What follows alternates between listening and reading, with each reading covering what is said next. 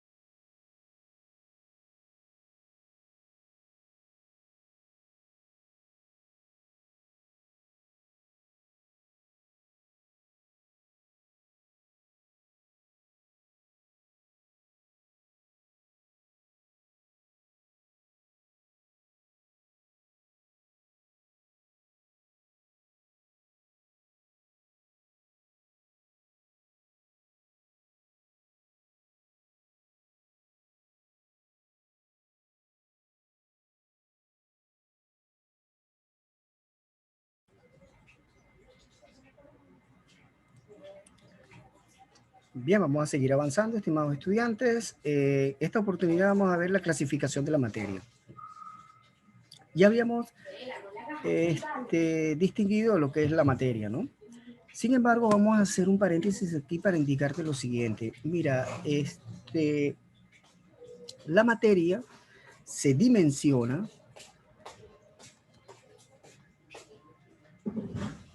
y además esa dimensión tiene una unidad. ¿Qué es esto? Ya te lo voy a explicar bien. Atento a lo que te voy a explicar. La dimensión de la materia es a través de su masa. Muy bien. Y la unidad va a ser el kilogramo. Eso es lo que vamos a estudiar. Básicamente no. Lo que ocurre tradicionalmente es lo siguiente. Si nosotros decimos, ajá, el profesor tiene una masa de 72 kilogramos. Atento a lo que vamos a hablar. Esto es lo que se llama una magnitud escalar. Bien. Seguimos acá, ya va. Wow, aquí vamos. Aquí. Entonces tenemos al profesor aquí. Esto te lo voy a explicar bien. Esto es muy importante. Lo vamos a colocar acá para destacar lo siguiente. Entonces te estaba explicando con lo que hemos venido analizando en las materias, ¿no? Vimos sus propiedades químicas, sus propiedades físicas, y ahora nos vamos a detener en lo siguiente. El objeto de estudio de la física, de la química, es la materia, de la física también es la materia. Solo que aquí, química, nos interesa son sus transformaciones. Cuando hay un cambio molecular en su estructura. Eso nos interesa a nosotros acá en la química. Sin embargo, nos vamos a detener algo, porque la materia se dimensiona. ¿Qué es eso que se dimensiona? Mira, en ciencia nos interesa la abstracción del número, porque la abstracción del número representa una cualidad. ¿Me estás entendiendo? El número en ciencia significa la abstracción de una cualidad. ¿Qué cualidad? Bueno, dependiendo de lo que estemos analizando, entonces nosotros dimensionamos. Más específicamente, la materia es el objeto primario de química. Muy bien. La materia se dimensiona en la masa. Lo vamos aquí a colocar para que lo tengas bien claro. Aquí está, mira, se dimensiona en la masa y justamente también con su unidad. Mira, ahí lo voy a destacar. Repito, la materia se dimensiona con la masa. Muy bien, esa es la cualidad que yo voy a estudiar de la materia, pero a esa cualidad se le agrega una unidad. Entonces, la dimensión con la unidad significa una estructura de abstracción por la cual yo estudio la materia. Más específicamente, te estoy hablando de 72 kilogramos. Esa es la cantidad de masa que tiene el profesor de química. Ya. Observa, esto es una magnitud escalar. Tienes el número. Recuerda que el número es la abstracción de la dimensión. ¿Cuál es la dimensión? La masa. ¿Y cuál es la unidad? Kilogramo. Muy bien. Entonces, esto es muy importante. Recapitulo, la materia se dimensiona en la masa y tiene una unidad que es kilogramo. Por eso que de aquí en adelante vamos a hablar de la materia bajo una estructura de magnitud escalar. Ella va a tener un número con su respectiva unidad. Eso es, estimado estudiante, que de aquí en adelante, cuando yo esté haciendo referencia a la materia, queda abstraída justamente por el número y la unidad, que en este caso va a ser kilogramo. Pero luego vamos a detallar más adelante porque es muy importante aquí en química. En química, dependiendo la escala de la materia, la unidad cambia. Date cuenta de lo siguiente, estudiante. Si nosotros estamos estudiando unos barcos petroleros, y entonces eso es un objeto inmenso, grande. La materia quedaría dimensionada en una masa. Entonces yo necesito una balanza para poder determinar cuánta masa tiene un barco carguero de petróleo. Pues aquí el kilogramo me queda corto, esa unidad queda corta. Entonces yo utilizo una unidad de acuerdo a esa escala. como estoy hablando de una embarcación de gran envergadura, pues esa unidad a esa escala sería la tonelada. Ah, pero estás viendo, sigo dimensionando su masa, solo que he cambiado la unidad a correspondencia con la escala de esa masa. Si estamos hablando en términos medios, por lo menos el peso del profesor, el peso tuyo como estudiante, pues yo cambio la unidad, en lugar de tonelada, utilizo kilogramo. ¿Me estás entendiendo? Que la unidad está en correspondencia a la escala de la masa, porque se dimensiona allí, es lo que yo mido, es el número. Si estoy estudiando, por ejemplo, el peso de un oro, de la cantidad de oro, pues mira, hablar de toneladas, de kilogramos, guay, sería excesivo y abrupto al mismo tiempo. Entonces nosotros hacemos una unidad que esté en esa escala. ¿Cuál es esa escala? La escala es gramo. De modo que la unidad va en correspondencia a la escala de la dimensión. Y eso depende del objeto a la cual la cual estemos analizando en ese momento. Muy bien. Entonces, aclarado eso, recuerda que la materia se va a dimensionar en la masa y va a tener una unidad. Esa unidad va a estar en kilogramos. Aquí tenemos un ejemplo. Pero al mismo tiempo, mira, en las materias existe una clasificación que se llaman sustancias y mezcla. La idea de la sustancia, mira, es que mantiene su composición aunque cambie de estado. Esto es muy importante, ¿eh? Mantiene su composición aunque cambie su estado. La sustancia se divide en elementos y compuestos. Ahora, y esto digamos que es una introducción, estimados estudiantes, ya deberías de estar ubicando por ahí lo que se conoce con el nombre de tabla periódica. Ahí lo vamos a colocar y te lo voy a poner por aquí. Mira, tabla periódica, debes estar ubicando porque hay que comprar, tienes que comprar una tabla periódica.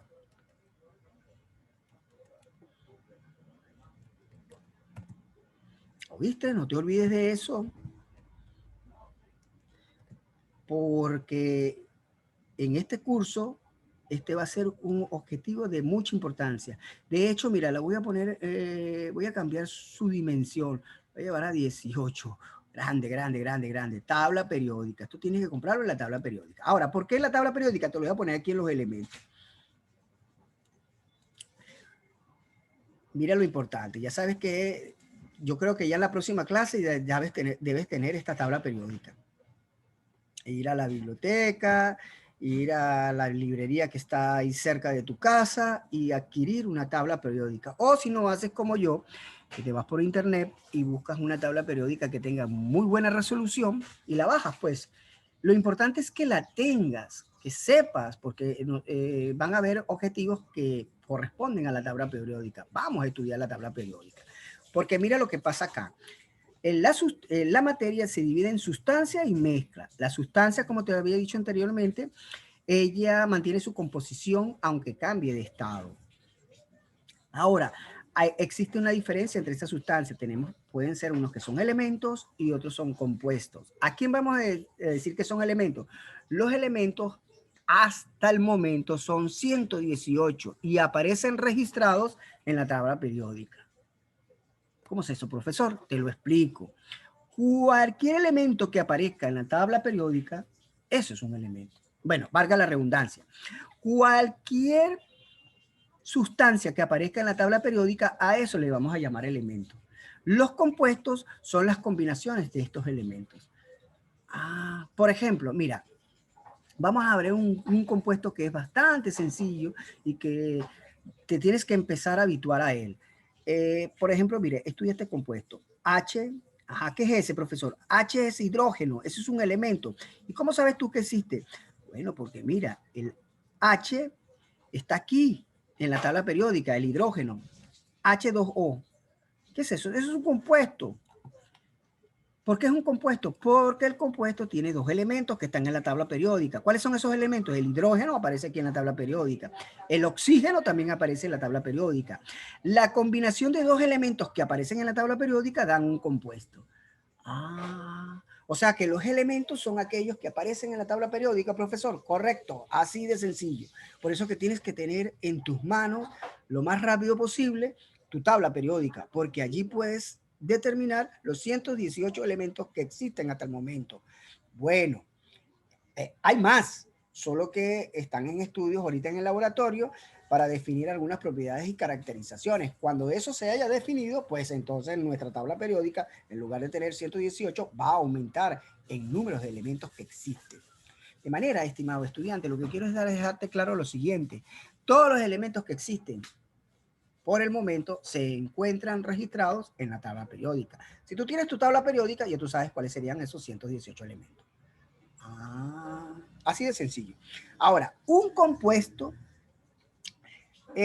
como su nombre se lo indica, un compuesto es la reacción química de esos dos elementos que existen.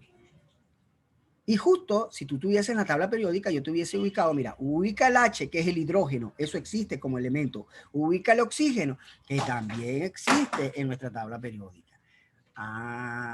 Entonces a eso es lo que se denominan sustancias. Un elemento, y este concepto ha sido estudiado desde la filosofía griega, desde su antigüedad, hasta que finalmente la ciencia lo caracterizó, estudió sus propiedades y ahora tenemos una referencia muy bien sistematizada.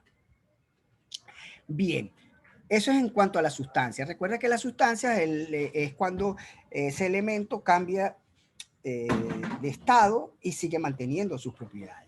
Mientras que la mezcla, como dicen, son dos elementos que se unen en reacción, pero mantienen su sustancia en proporción. ¿Me estás entendiendo? No es como un compuesto. No, no, no. El compuesto se han compartido los enlaces. Ellos forman uno ya. La mezcla no forma uno en ya. No, no. En apariencia pareciera que fuera uno, pero no, no, no. Siguen manteniendo sus propiedades en proporción.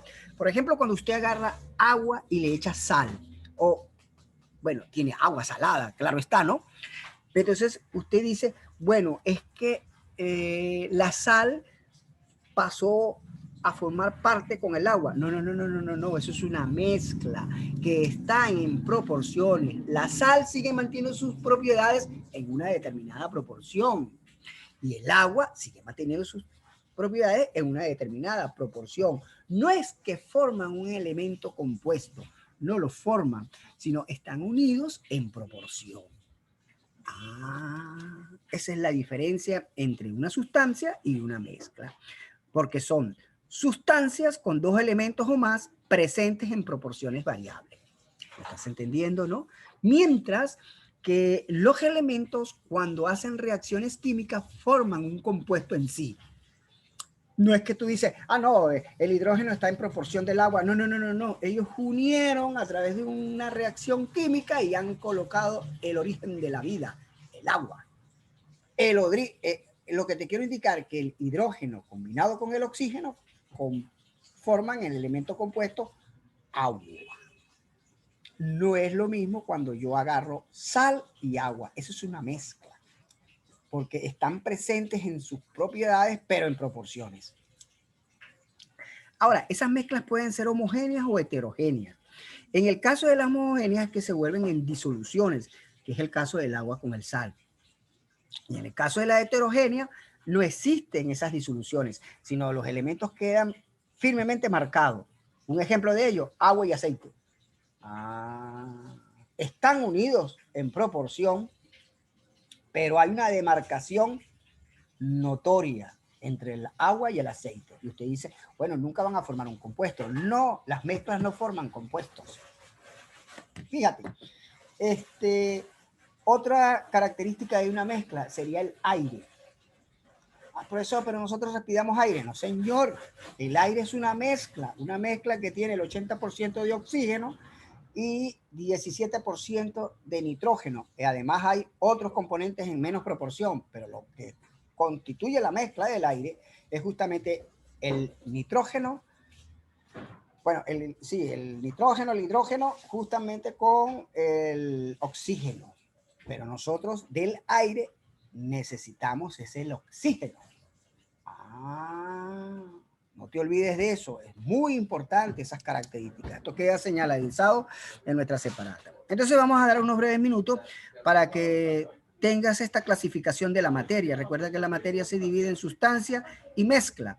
Y la sustancia, te he hablado de los elementos y los compuestos. ¿Dónde están los elementos? En nuestra tabla periódica. Así que es indispensable que para la próxima clase tengas tu tabla periódica.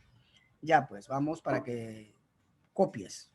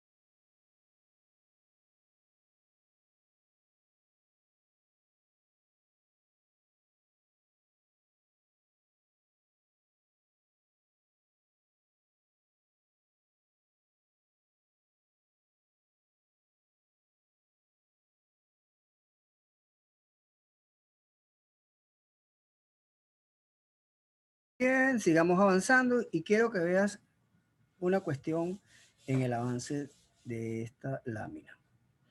En su transición, date cuenta que estos elementos didácticos constituyen para la lámina anterior, porque ahorita se convierten en elementos perturbadores, más que distractores, perturbadores. Entonces tengo que borrarlo. Esta es la diferencia de lo que es una clase online, o sea, lo que yo denomino la clase online, el texto original de cada una de las láminas y los apuntes que introduce el profesor como elementos orientadores y didácticos.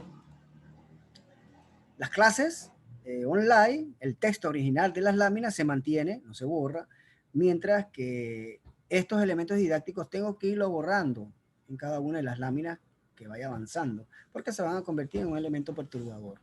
Más que de distractor, sería un elemento perturbador.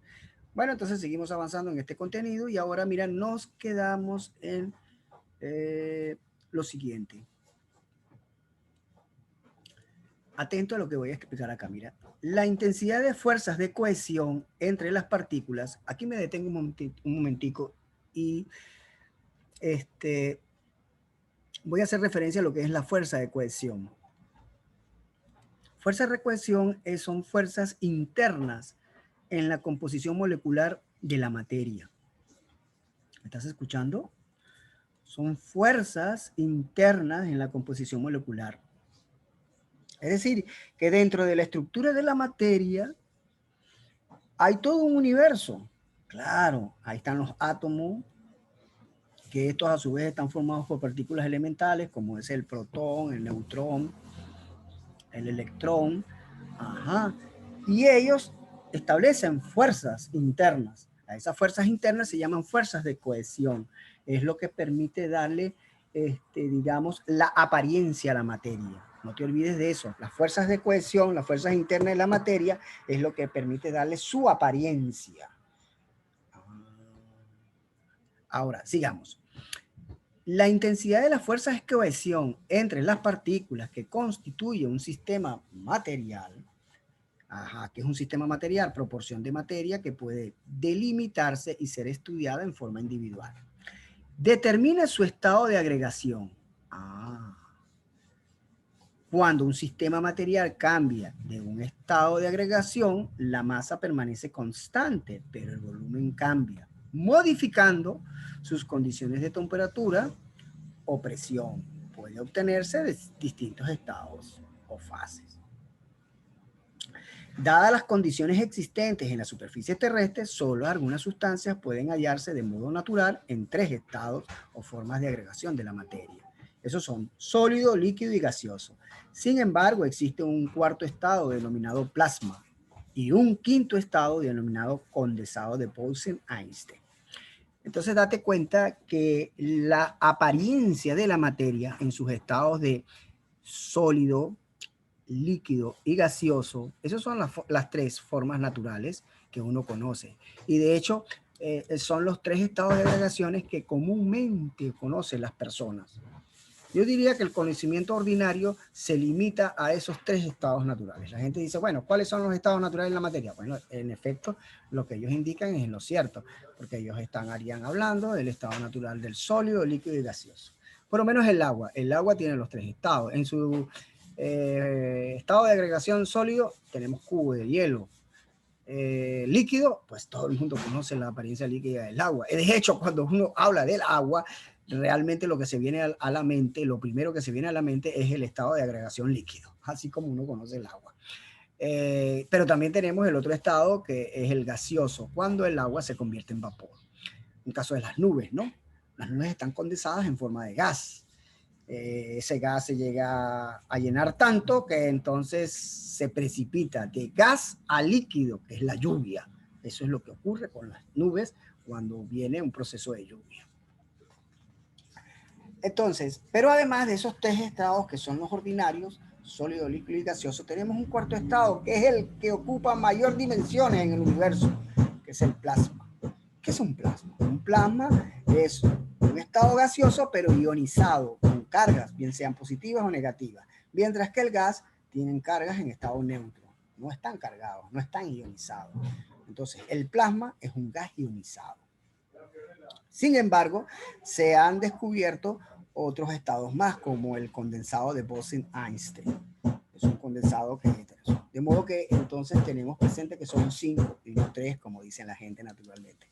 Pero nosotros vamos a estudiar en este curso solamente 4 estados: sólido, líquido, gaseoso y el quinto, que es el plasma. Pero vamos a darle un tiempo de modo que puedas copiar todas estas características que hemos mencionado hasta el momento.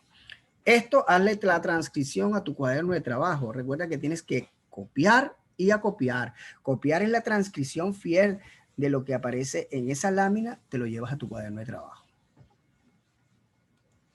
Y acopiar significa ir acumulando todas estas transcripciones. De modo que vamos a dejar el tiempo para que copies.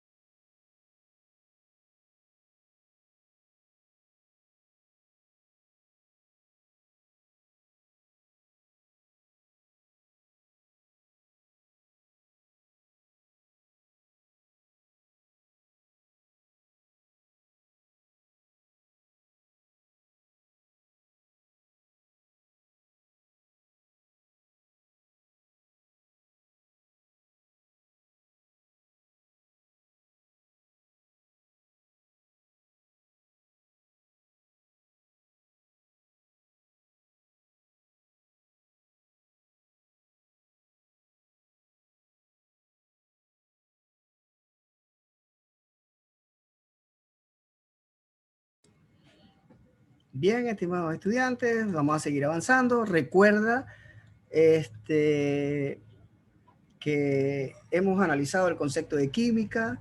El concepto de química tiene su objeto de estudio que es la materia. Nos interesa son las transformaciones que ocurren en la materia. Ese es el interés de química, porque la física también se interesa en la materia, pero sin considerar las transformaciones. En química tenemos como objeto de estudio las transformaciones de la materia, sus cambios moleculares.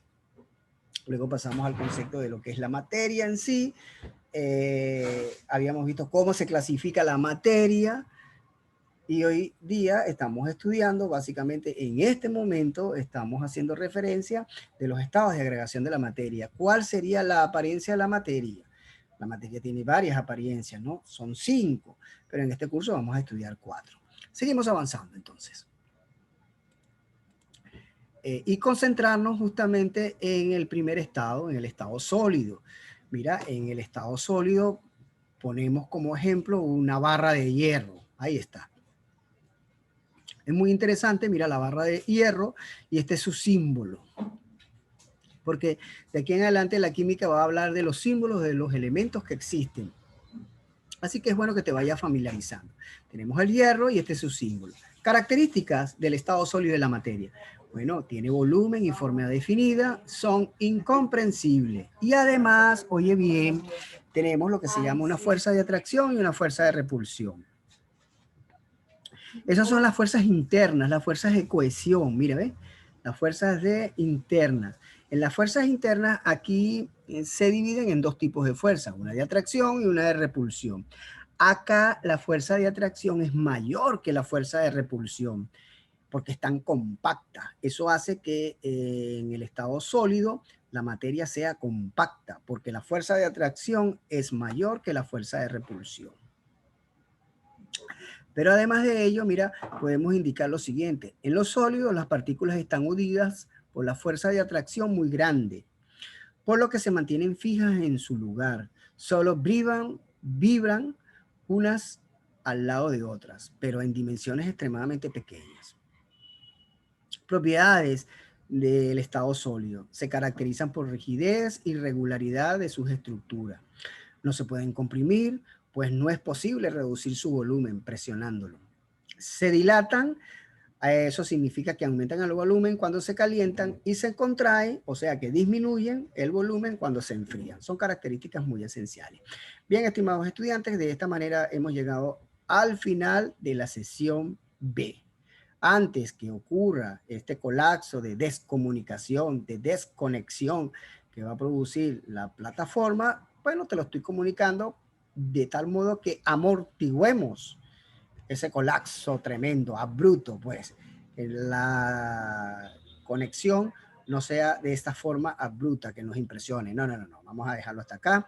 Quedan unos breves minutos. Esos breves minutos vamos a aprovecharlo para que usted tome registro de lo que hemos hablado en su primer estado de la materia, el primer estado de agregación, que es el estado sólido. En la próxima clase, en el próximo domingo, pues, continuamos con los demás estados. Entonces será hasta la próxima ocasión, estimados estudiantes. Aprovechen estos breves minutos con el objeto de que copie y acopie lo que le haga falta. Será hasta el próximo domingo. De tal manera que cuídense, se les exhorta que cumplan las normas de convivencia social y bueno, vayan preparando bien ese cuaderno, aprovechen esas notas para sus estudios. Ya pues, hasta la próxima ocasión. Pues.